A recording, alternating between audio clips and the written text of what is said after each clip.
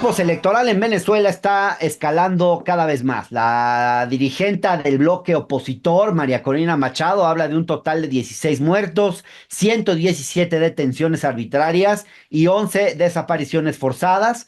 Por otro lado, el presidente Maduro ha denunciado ya un intento de golpe de Estado y todo esto a raíz de que el Consejo Nacional Electoral, el órgano electoral de Venezuela, la autoridad electoral, declaró que Maduro había ganado la elección con un 51,2% de los votos frente a un 44,2% de su contrincante. Aunque la oposición, a que las actas que tienen en su poder acreditan su victoria, bueno, pues en este momento Venezuela está en una situación bastante crítica. En medio de esta crisis, varios estados han salido a respaldar o a desconocer el triunfo de Maduro, otros apuestan por transparentar el proceso para aclarar lo sucedido. En fin, para discutir lo que está sucediendo en Venezuela, tenemos hoy una mesa de debate con Temoris Greco, periodista y analista internacional, y con la doctora Gabriela Montaño, subdirectora de la CELAC, que es el Centro Estratégico Latinoamericano de Geopolítica, a quienes les agradecemos por estar aquí en el octágono. Gracias a los dos y les hago la primera pregunta. Hay varios elementos que ponen en duda la limpieza de estas elecciones, además de que ambos bandos se declararon ganadores. Pudimos ver declaraciones previas como la de Maduro diciendo que si no ganaban habría un baño de sangre, o la propia exclusión de una candidata, María Corina Machado, que no pudo participar en el proceso. Y bueno, también está el comunicado del Centro Carter, que asegura que el proceso no se adecuó a parámetros y estándares internacionales y que no puede ser considerado democrático. Con todo esto en mente y la información que ha circulado, en opinión de ustedes, y empiezo contigo, Temoris, ¿podemos hablar de una elección limpia el domingo en Venezuela o no? Bueno, la pregunta es si esto realmente ocurrió, o sea, si las elecciones realmente fueron limpias. Si en 2018, cuando ganó Andrés Manuel López Obrador, el Instituto Nacional Electoral en México hubiera dicho de pronto que el ganador era Ricardo Anaya y no hubiera presentado los datos, no hubiéramos tenido la oportunidad de estar revisando en tiempo real los datos de absolutamente cada casilla, y si 3 días después seguían sin completar su propio conteo y sin mostrarnos los resultados por casilla, se hubiera armado una revolución en México y hubiéramos tenido que salir a reclamar. Ahora ellos dicen que con el 80% de los votos ganó Maduro, pero esto no y es inexplicable. Es una cosa que haya ocurrido en Macedonia del Norte. Es inexplicable que 3 días después sigan sin presentar las actas electorales. Lo que se pide, y eso han pedido dirigentes de izquierda, es que se presenten los datos completos y que sean verificables. Bien, Gabriela Montaño, por favor. Bueno, un saludo a Temoris y a ti, Hernán. Gracias por el espacio. Yo ahí quiero hacer referencia a la legislación venezolana. Me parece importante que partamos de ahí, porque si no, podemos estar midiendo a Venezuela con las reglas de nuestros países y cada país tiene sus normas. El sistema electoral venezolano, la norma del sistema electoral venezolano establece que eh, se tienen 30 días hasta que se publique, como plazo máximo, por supuesto, se publiquen los resultados de todo el proceso electoral cuando se trata de elecciones generales. Sin embargo, dentro de las 48 horas primeras después de realizado el proceso electoral, se lleva adelante la totalización de toda la votación, porque estamos hablando de una votación que es totalmente automatizada, ¿no? Entonces, Claro. estamos dentro de los plazos para que se puedan publicar todos los Bien. resultados y las actas, ¿no? Bien, ahora, las posturas de los países con relación a la elección en Venezuela, básicamente las podríamos agrupar en tres. Creo, el bloque bolivariano, que reconoce los resultados de forma acrítica, quizás. Un segundo bloque, que es el Estados Unidos y algunos países como Argentina, Ecuador, Perú, entre otros, que han puesto en duda la transparencia y la legitimidad del proceso. Y un tercer grupo donde están países como Colombia, Brasil, quizás México también, hablan de la necesidad de transparentar el proceso y hacer un recuento. ¿Cuál de estas tres posturas les parece a ustedes más útil en esta coyuntura para evitar que crezca la violencia en Venezuela? Gabriela, empezamos ahora contigo, por favor. Bueno, a mí me parece siempre que la vía pacífica que no confronta violentamente es la mejor vía. Y coincido en que la publicación de las actas y la publicación de todos los resultados electorales permitirán que se entre en una otra lógica de diálogo y no en la confrontación violenta. Y un segundo elemento creo que es que ese proceso de transparentación también tenga cierta protección. ¿Por qué? Porque ahorita la página del órgano electoral venezolano ha sido atacado por vía informática, ha sido anunciado por las autoridades de Venezuela.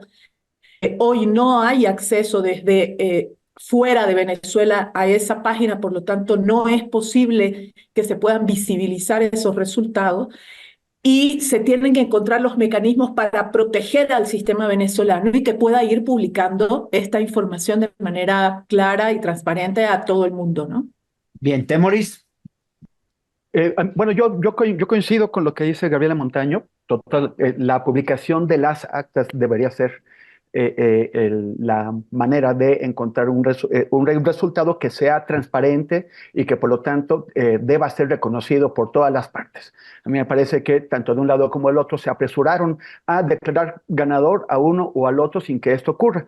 A mí me parece que es importante la posición de la izquierda democrática, que es eso, que es respetar la voluntad del pueblo venezolano expresada en estos votos y en estas actas que deben poder ser contrastadas. Una vez que eso ocurra, ya no debería haber más argumentos y no debería seguirse amenazando con recurrir a otras vías para tratar de forzar un resultado. Claro. Ahora, independientemente de esta discusión de que obviamente se tiene que transparentar la elección, me gustaría saber si ustedes creen o no que Maduro ganó. Sabemos que Venezuela enfrenta un escenario muy complicado, tiene una tasa de pobreza multidimensional del más del 50%. Hasta finales de mayo de 2024 la inflación era de casi 60%. Hay un grave problema de migración, 7,7 millones de personas han salido del país. Se puede pensar que con estos elementos y que con esto que pues tendría que uno pensar que hay un enorme o un fuerte descontento social en Venezuela. Podríamos suponer que, pues, que los venezolanos ya le cobraron la factura al madurismo. ¿Qué piensan ustedes en ese sentido? ¿Cabe pensar que ante una situación social como la que vive Venezuela, el pueblo le haya dado una vez más su respaldo a Nicolás Maduro? Temoris, por favor. Sí, yo no quisiera caer ahí en la especulación. Efectivamente, hay muchísimos problemas en Venezuela y ha habido una caída muy drástica del nivel de vida. La cuarta parte de la población ha salido del país, pero tampoco podemos aquí ponernos a adivinar. Y yo creo que las adivinanzas es parte de lo que están causando la situación que estamos viviendo, porque los que quieren adivinar que la gente sí apoyó a Maduro, pues entonces lo dan por hecho. La gente que dice que no, pues entonces dan por hecho lo contrario.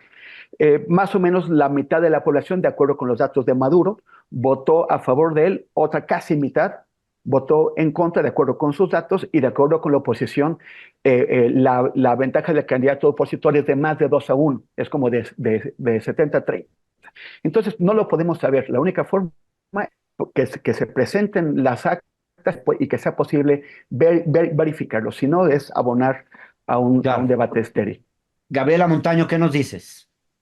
Bueno, coincido en el corazón de lo que ha dicho Temoris, pero quisiera agregar algunos elementos. Todos los datos que has proporcionado, Hernán, son datos absolutamente negativos, cuando en realidad si hacemos una comparativa de la situación económica en Venezuela de hoy con 4 o 5 años atrás, pues las cosas han mejorado muchísimo. De hecho, es uno de los países del continente, si no es el que más crecimiento va a tener en este año 2024. Por lo tanto, a ver, de todo hay una de cal y una de arena en los datos económicos, en las cifras, etcétera, etcétera.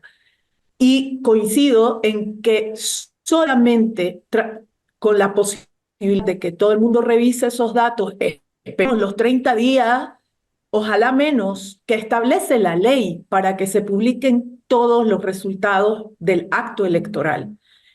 Si yo hubiera visto las portadas de todos los medios de comunicación sobre las elecciones del 2020 en Bolivia, te garantizo que Luis Arce nunca hubiera ganado las elecciones. Sin embargo, sí ganó las elecciones. No siempre los Claro. grandes titulares son los que definen una elección.